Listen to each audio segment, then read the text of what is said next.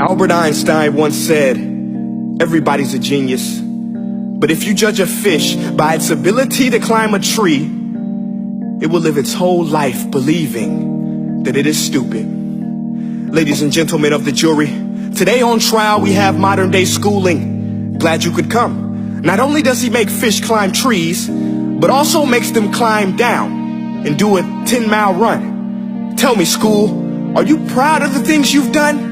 Turning millions of people into robots, do you find that fun? Do you realize how many kids relate to that fish swimming upstream in class, never finding their gifts, thinking they are stupid, believing they are useless? Well, the time has come, no more excuses. I call school to the stand and accuse him of killing creativity, individuality, and being intellectually abusive. He's an ancient institution that has outlived his usage. So, Your Honor, this concludes my opening statement, and if I may present the evidence of my case, I will prove it. Proceed. Exhibit A. Here's a modern day phone. Recognize it? Here's a phone from 150 years ago. Big difference, right? Stay with me. Here's a car from today, and here's a car from 150 years ago.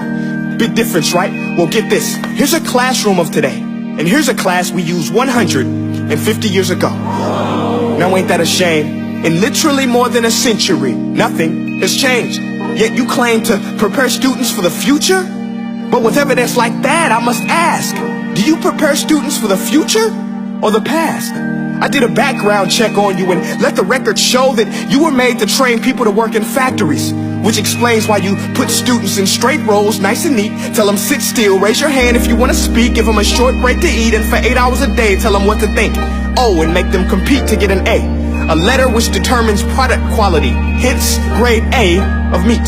I get it. Back then, times were different. We all have a past. I myself am no Gandhi. But today, we don't need to make robot zombies. The world has progressed. And now we need people who think creatively, innovatively, critically, independently, with the ability to connect. See, every scientist will tell you that no two brains are the same.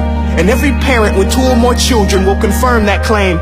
So please explain why you treat students like cookie cutter frames or snapback hats, giving them this one-size-fits-all crap. Watch your language. Sorry, Your Honor, but if a doctor prescribed the exact same medicine to all of his patients, the results will be tragic. So many people will get sick, yet when it comes to school, this is exactly what happens. This educational malpractice, where one teacher stands in front of 20 kids, each one having different strengths, different needs, different gifts, different dreams, and you teach the same thing the same way?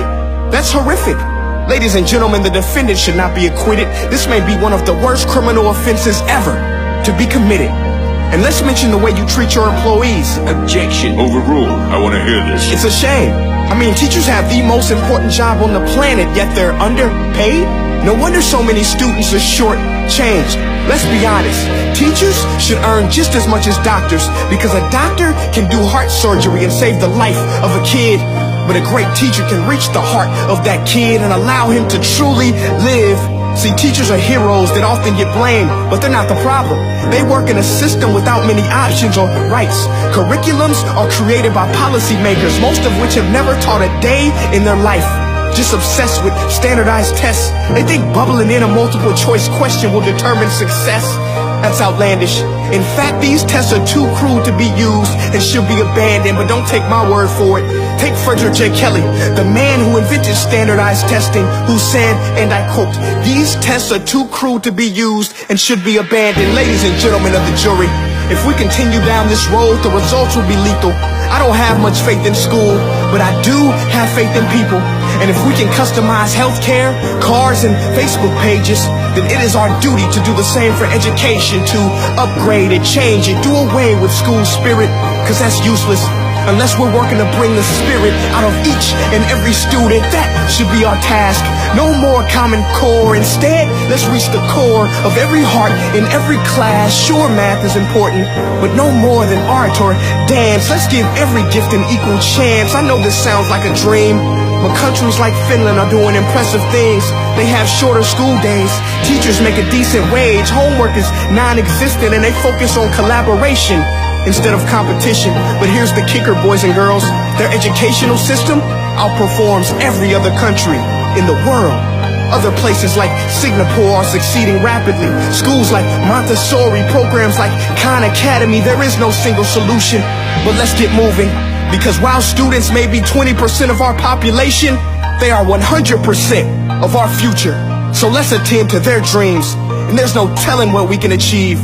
This is a world in which I believe, a world where fish are no longer forced to climb trees. I'll rest my case.